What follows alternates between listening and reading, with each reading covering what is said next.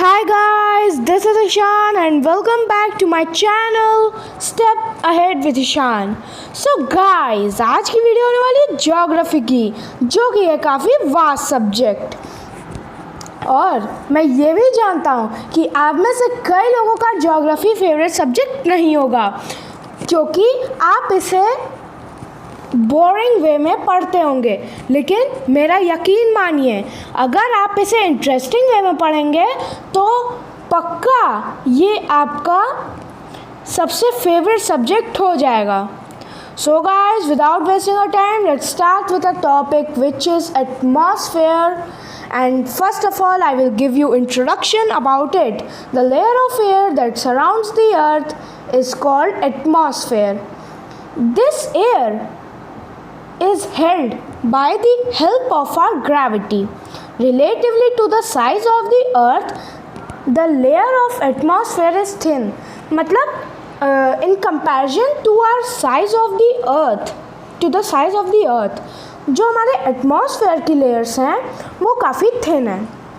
Its exact thickness is unknown as there is no sharp boundary between the atmosphere and the outer space. और ये अभी तक unknown है कि exact height क्या है हमारे एटमॉस्फेयर की लेयर की, क्योंकि इसमें मतलब कि एटमॉस्फेयर की लेयर में और जो हमारा आउटर स्पेस है उसमें कोई शार्प बाउंड्री नहीं होती है. वो सिंपली ऐसे लगता है जैसे हमारी एटमॉस्फेयर की लेयर है और जाते जाते मर्ज हो गई आउटर स्पेस से. इस वजह से अभी हाइट अननोन है. It is estimated that the upper limit of atmosphere is at height of about 1600 kilometers from the mean sea level. और ये एस्टिमेट किया जाता है कि जो हमारा सबसे अपर लिमिट है एटमॉस्फेयर का वो 1600 किलोमीटर्स है from the mean sea level. मतलब कि जो हम लोग लेवल यूज़ करते हैं कोई भी लैंड मास या किसी भी बायोलॉजिकल ऑब्जेक्ट को मेजर करने के लिए उनकी हाइट को. The density of air decreases with increase in height. तो इसका मतलब ये है कि हर जगह एयर यूनिफॉर्म नहीं रहती है, वो उसकी जो डेंसिटी है वो डिक्रीज करती रहती है with the increase in height. मतलब जैसे हम लोग मीन सी लेवल से ऊपर होते चले जाएंगे हाइट में, वैसे डेंसिटी जो होगी एयर की वो लो होती चली जाएगी. The atmosphere is a mixture of colourless, odourless and tasteless gases.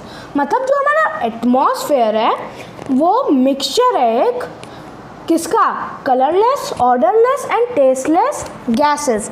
मतलब कि उनमें कोई कलर नहीं होता है, उनमें कोई ऑर्डर यानी कि स्मेल नहीं होती है और उनमें कोई टेस्ट नहीं होता है. ऐसी गैसेस से मिलकर हमारा एटमॉस्फेयर बना है. The composition of air is not uniform. तो जैसा कि हम लोग पहले से ही जान चुके हैं कि density of air decreases with increase in height, तो इसी से हम लोगों को पता चलता है कि एयर इज़ नॉट यूनिफॉर्म. मतलब हर जगह समान नहीं रहती है. It varies from place to place and from time to time. So guys, let's see the question. What is the composition of air? So its answer is the atmosphere is composed of gases, water vapor, dust particles and smoke. The gases include nitrogen, oxygen, argon, carbon dioxide, neon, ozone, hydrogen, helium and methane. तो methane यहाँ पर हमारी green house gas है as well as carbon dioxide also. तो अब ये green house gas क्या होती हैं? और जैसा कि आप लोग जानते हैं कि अभी ग्लोबल वार्मिंग हो रही है. खैर अभी तो लॉकडाउन की वजह से एटमॉस्फेयर काफ़ी सुधर गया है, लेकिन जब ये लॉकडाउन नहीं था और ग्लोबल वार्मिंग हो रही थी तब ये सब गैसेस ग्रीन हाउस गैसेस यानी कि, तो उनमें जो mainly carbon monoxide, carbon dioxide, methane, nitrous oxide, nitrogen dioxide, sulphur dioxide etcetera were the main, we can say the main reason of global warming was these gases only. Of these gases, nitrogen is 78%, oxygen is 21%, are the two main gases. Means these two gases are the main composition of our atmosphere. The other gases are found in very small quantities, around 1%.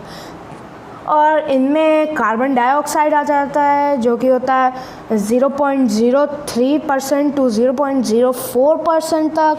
हमारा argon आ जाता है जो कि होता है 0.9%. और फिर water vapour भी होते हैं, डस्ट पार्टिकल्स भी होते हैं, particulate मैटर होते हैं, etcetera etcetera. There are many things in the atmosphere. The heavier gases such as oxygen and water vapor and dust particles are found in the lower layers of the atmosphere. और जो heavier gases होती हैं जैसे कि oxygen, water vapour, dust particles, वो सब lower layer पे रहती हैं एटमॉस्फेयर के. सो गाइस, चलिए अब हम लोग जान लेते हैं स्ट्रक्चर ऑफ द एटमॉस्फेयर को.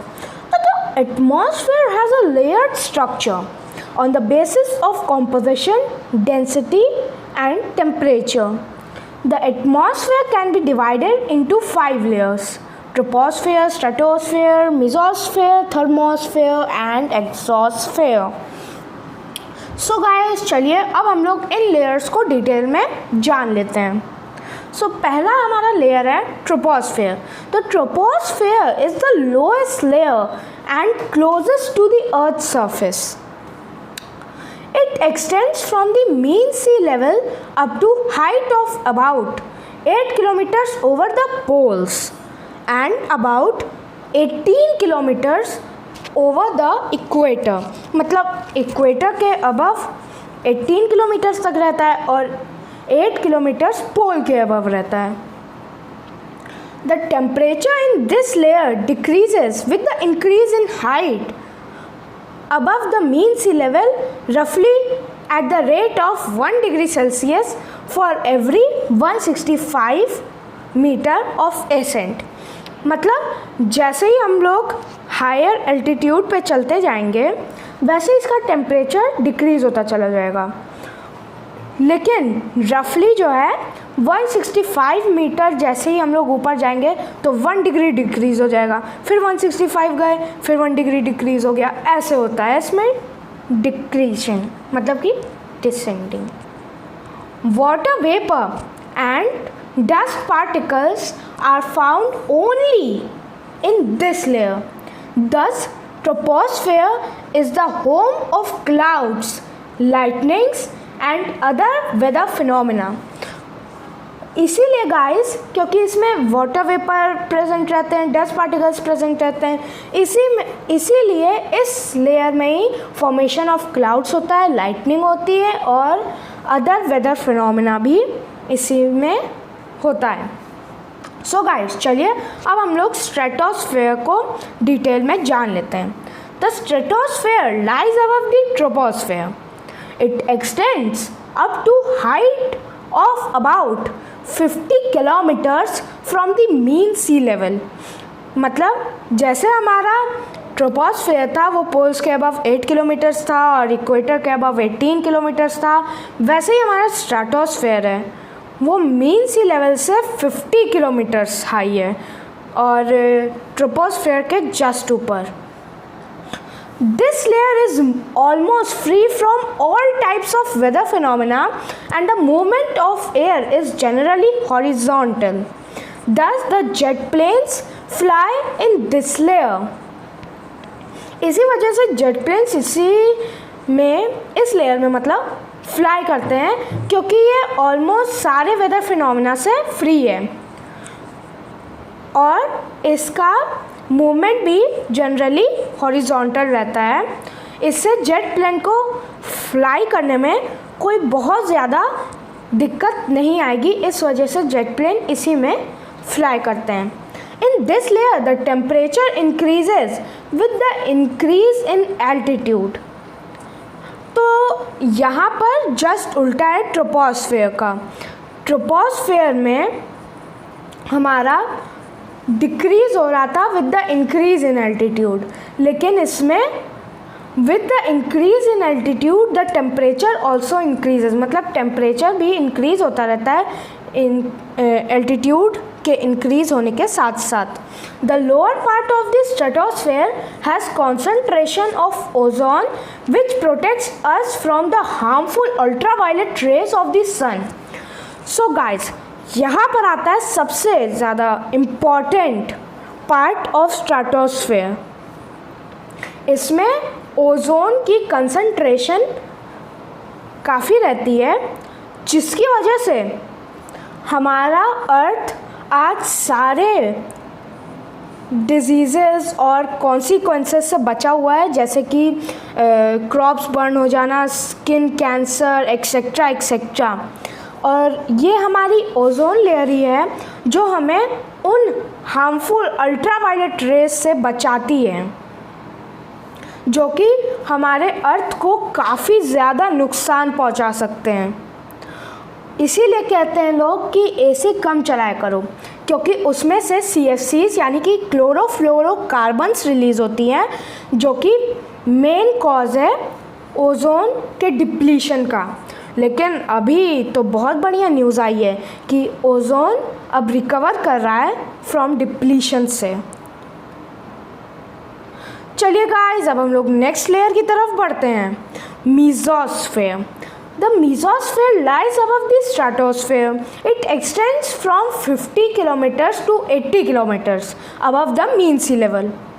The temperature decreases with increase in height and reaches to about -100 degrees Celsius at about 80 kilometers, which is almost the most upper limit of the mesosphere.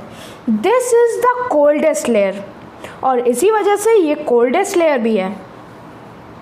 Meteors which come from the outer space burn up in this layer, मतलब जो कई सारे meteors होते हैं space में, वो अर्थ की तरफ अट्रैक्ट तो हो जाते हैं, लेकिन ये हमारे मेसोस्फेयर लेयर की वजह से ही आज हमारी अर्थ उन सभी एस्ट्रॉइड से प्रोटेक्टेड है। ठीक है गाइस, तो चलिए अब हम लोग अपने नेक्स्ट लेयर की तरफ बढ़ते हैं, जो कि ये भी है काफ़ी ज़्यादा important. The thermosphere lies above the mesosphere. It extends from about 80 to 400 kilometers above the mean sea level.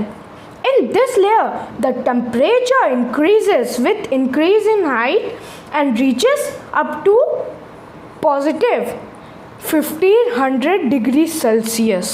The lower part of the thermosphere is called the ionosphere as it has ionized molecules. This layer reflects low frequency radio waves back to the earth and thus helps in long distance communication. So guys, the lower part of the thermosphere consists of ionosphere because it has ionized molecules. तो सबसे पहले तो आपके मन में यही आ रहा होगा क्वेश्चन कि अब ये आयन क्या होता है। तो आयन एक नेट चार्ज होता है एक एटम का, जो कि एक एटम गेन करता है ड्यू टू लॉस और गेन ऑफ वन और मोर इलेक्ट्रॉन। मतलब जैसे किसी भी आइटम में अगर एक इलेक्ट्रॉन डिक्रीज़ हो गया, इंक्रीज़ हो गया, एक या एक से ज़्यादा डिक्रीज़ या इंक्रीज़ हो गया, तभी आयंस प्रेजेंट हो जाते हैं।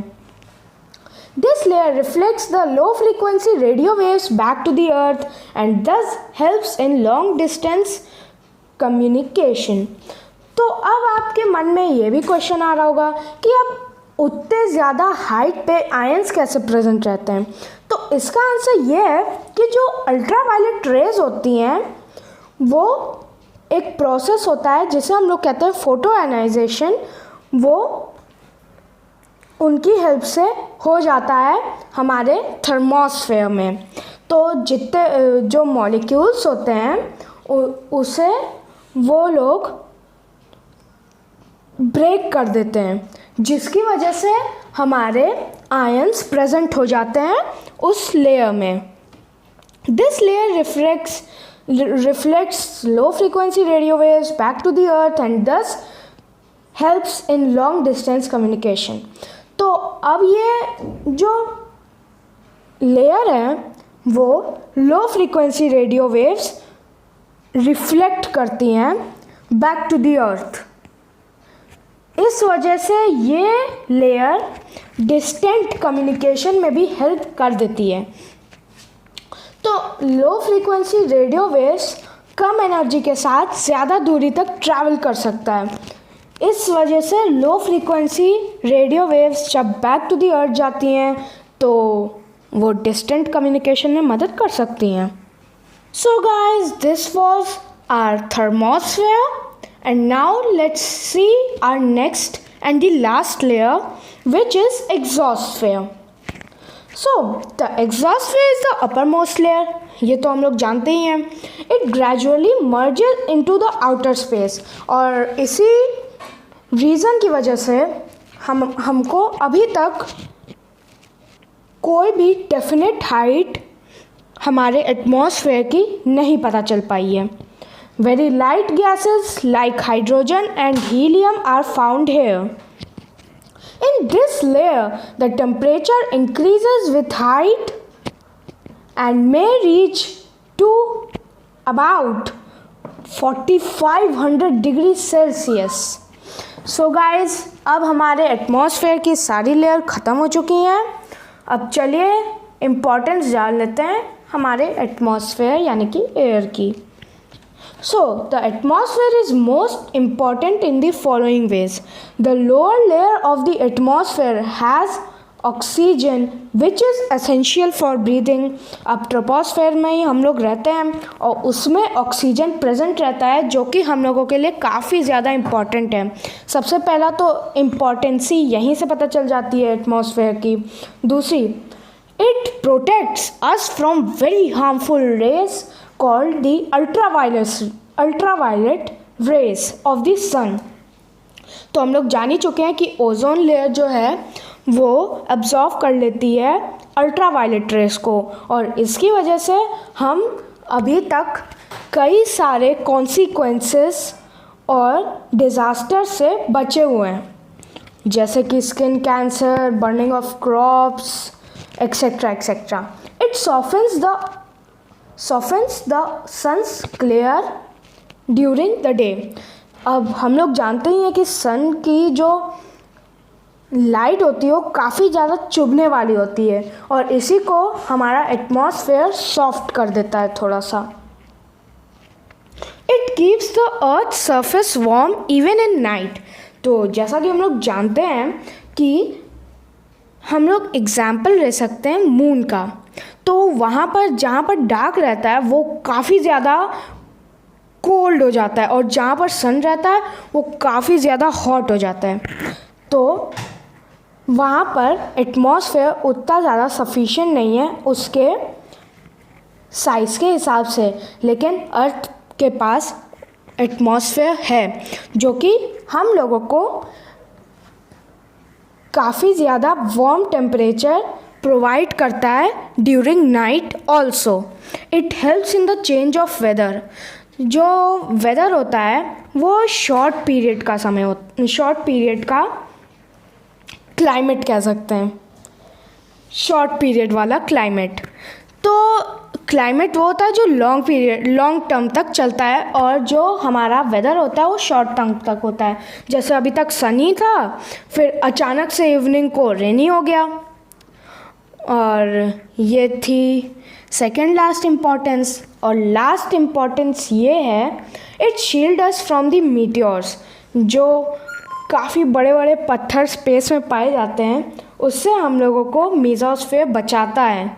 So guys, these were the points that were main of importance of atmosphere. और भी थे लेकिन मैंने आपको खाली यही प्रोवाइड किए हैं क्योंकि ये सब मेन थे. और हाँ गाइज, जाने से पहले मैं आपको एक क्वेश्चन दे के जाता हूँ कि विच green house gas threats Taj Mahal from disappearing. और गाइज, जो इस क्वेश्चन का करेक्ट आंसर बताएगा मुझे कमेंट सेक्शन पे, उसे मैं एक विनिंग पर्क दूंगा। और एक और बात गाइस, मैं आपके लिए जल्द ही एक Q&A वीडियो लाने वाला हूँ, लेकिन उसके लिए मुझे आप लोगों का सपोर्ट चाहिए। So guys please like share subscribe my channel and bell icon तो बिल्कुल भी ना बजाना भूलिएगा। और उस क्वेश्चन का आंसर भी बता दीजिएगा कमेंट सेक्शन पे, ताकि आप जीत सकें एक winning perk from step ahead with Ishan. So guys till then stay home, stay safe, जय हिंद, जय भारत।